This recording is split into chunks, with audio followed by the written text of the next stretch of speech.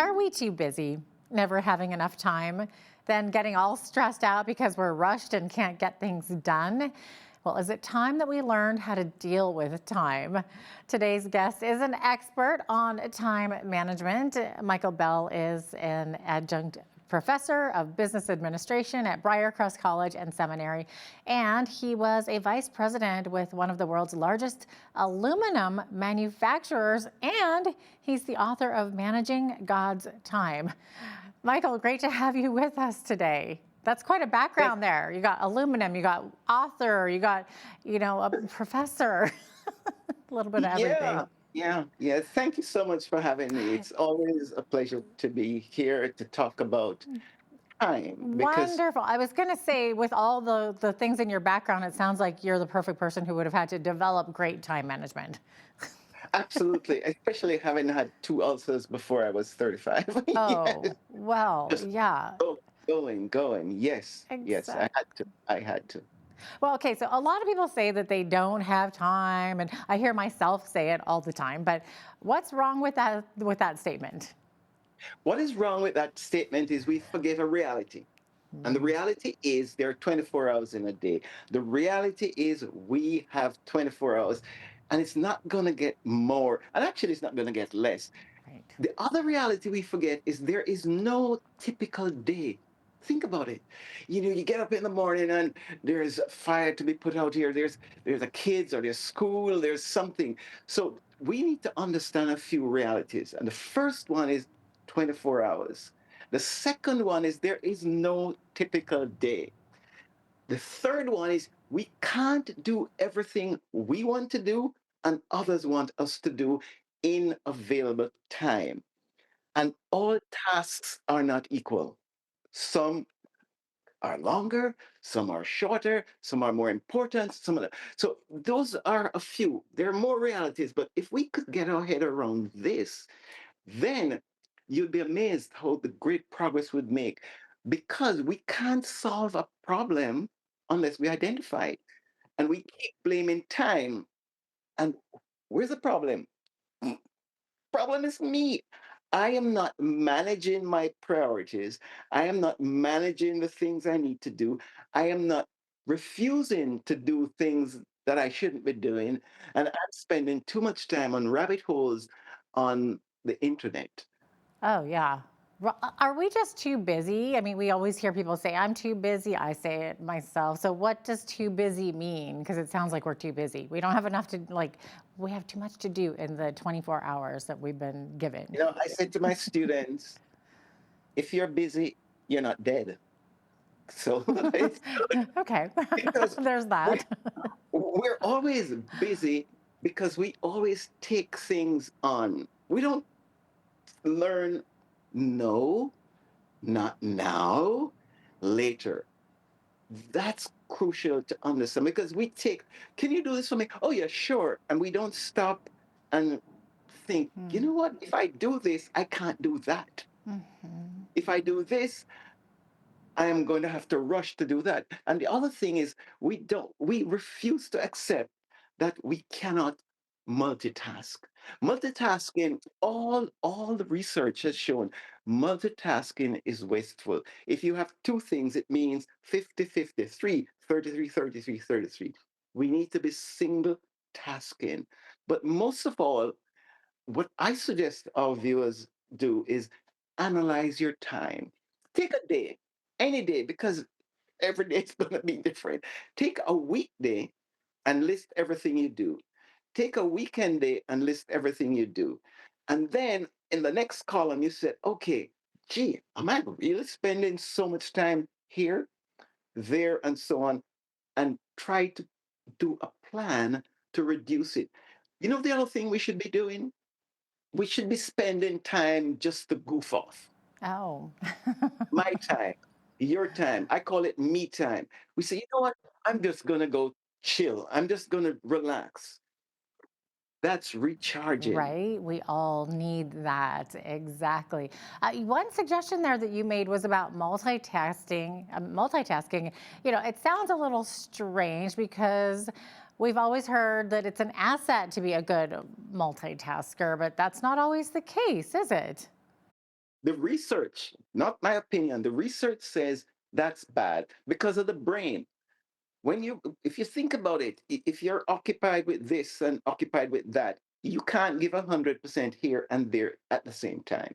So what the researchers are saying, no, you need to focus on one thing at a time. Mm. It can be in sequence.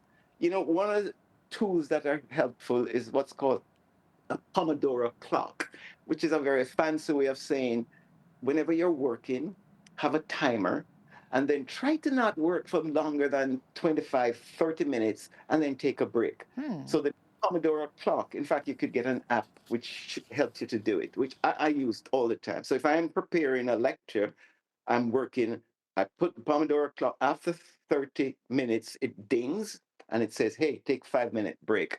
And I look through the window, I go for a walk, I drink some water, I come back and I'm recharged. I'm energized. So it's counterintuitive. The more we take breaks, the more we can do, as opposed to not taking a break and just trying to do everything. It's actually counterintuitive, but it works. It absolutely works. That's interesting. I like that. Now, Michael, in your book, you write about selective neglect. Selective neglect. So, can you maybe explain what that means? Yes, selective neglect is probably the most important tool we can use. I believe every day we should prepare, prioritize, and prune. Three P's. We prepare, we prioritize, and prune. And in pruning, it means so I have A, B, C, D, E, F. And now I can't do A, B, C, D, F. So I now need to neglect one or two. And what selective neglect does in advance, you identify what you're not going to do. And by the way, in the process of not doing something, you're disappointing somebody. So you want to know am I not going to do? Who am I going to disappoint? And you plan to do it, the disappointment. So I would say tomorrow, oh, absolutely. I have, say, a luncheon meeting on Friday. And when I look at my stuff tonight, I said, oh, I can't do it. So what I need to do tonight is to send a message or call the person and say, by the way, I can't do this. Can we reschedule? So I am consciously neglecting a task or a person, but I am being respectful and in advance trying to see how we can work this out. Hmm. Well, it takes a lot of pre-planning to be neglectful like that. I came across this because I was in Montreal in my office and we had tickets to uh, a Canucks and I think it was a Canadians game. My son likes the Canucks, I like Canadians. And I called home about 4 p.m. and I said to my wife, I can't take my son. And she says, oh, come on. What do you mean you can't take him? I said, well, I have this meeting. Anyway, she effectively said, he and his buddies are thinking about this. And that's when it dawned on me. I got to disappoint one person. So I went to the president and I said, you know what? I have to take my son tonight. I can't do this. Sorry, we'll have to do it another time. And then I realized, hey, I need to plan these neglects. If I arrange with my wife to have dinner, I'm going to neglect some other things. So with selective neglect, we constantly, so instead of having a to-do list, or in addition, we also to have something what we are not going to do and how we're going to manage not doing it. It's crucial. It's Hmm. absolutely crucial. Wow. Uh, Michael, you also call quality time a myth. So, what do you mean by that? Isn't it good to spend quality time with loved ones? When my son was 18 and I was living in Japan, and he was in Canada going to university. He said, Dad, when we come for Christmas, I need to spend some time with you. Sure, that's why you come in. He said, no, but with you alone. Okay, so he comes and he says, you're not here for me. He's 18. I'm thinking, what? He said, you're not here for me. You set aside these quality time things. Oh, so we spend 5 minutes and yeah, or an hour and we do all these things. but that's like once a week or twice a week. He says, I need your time. And I'm thinking, oh, oh, oh. He says this quality time thing. And I sat back and I thought, he's right. I was deluding myself that I was spending quality time with my son and that pleased me. And he said, no, I need more of you. And he was right. And my suggestion is what we need to do is to not talk about quality time, but talk about relationships and what people need quantity. It could be 5 minutes sometimes, it could be 5 hours sometimes, it could be 1 hour sometimes, but it's not this. But I think it's a guilt relieving thing, certainly for me, when I'd say, well, I spend 2 hours a week with my son. We sit down and we play board games and we fly kites. And he says, no, I can't even talk to you because I don't have your attention. So I think, which by the way, leads into my opinion, it's a myth to try to balance life and work. No, there are priorities. You don't balance them. There are more important things. Some things are more important than others. Some days, work is going to take the precedent. Some days, because you have an assignment or so, but most days it's going to be the family. So instead of seeking to balance, my suggestion is we seek to prioritize, because when we balance, it puts us on a guilt trip. Oh, I'm not balancing. No, but when we set clear priorities, for me, when I was I can every Thursday night, I'm taking my wife on a date. That's it. That's it. That's a priority. But occasionally something comes up at work, and I says, "Honey, can we postpone?" And she says, "Fine," but not balancing. So that's my suggestion about balancing work and life. Focus on priorities. Focus on the three P's. Clear, prioritize, prune, selective neglect. What am I taking out? Okay, Crucial. that's a good one.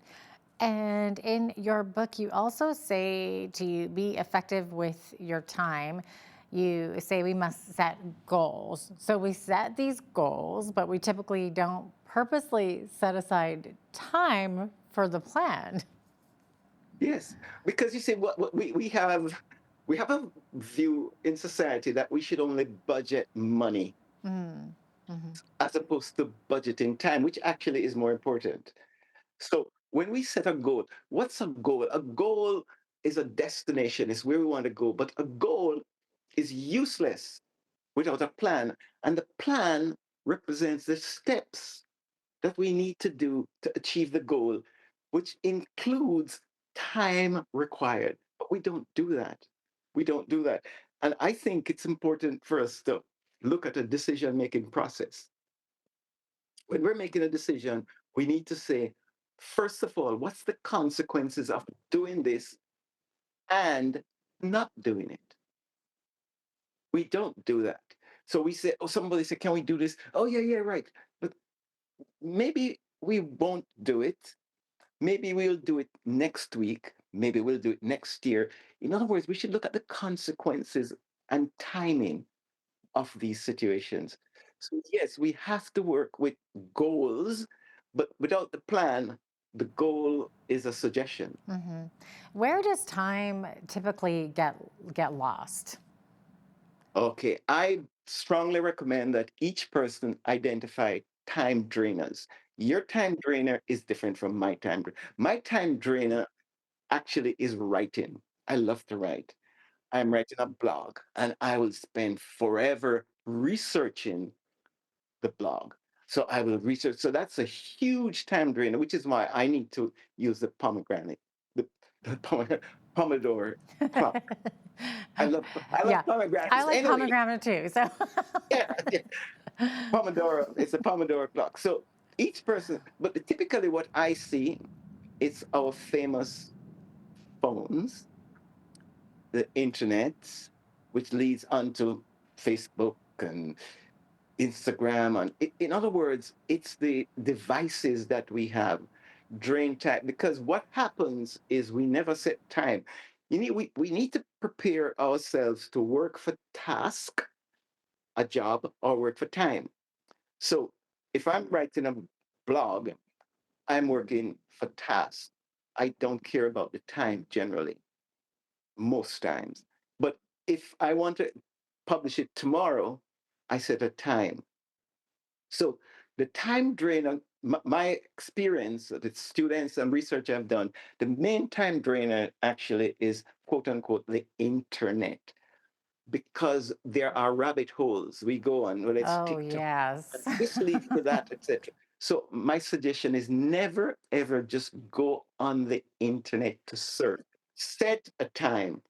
You know, Michael, speaking of time, unfortunately, we are out of it right now, unfortunately, but you gave us some really great nuggets of information and advice there. And I think we should use some of it. We should also check out your book. So thanks so much for being with us today, Michael. Really appreciate having you on. Thank you so much for having me. I appreciate being here. Enjoy the rest of your day. You as well. Michael Bell is the author of Managing God's Time.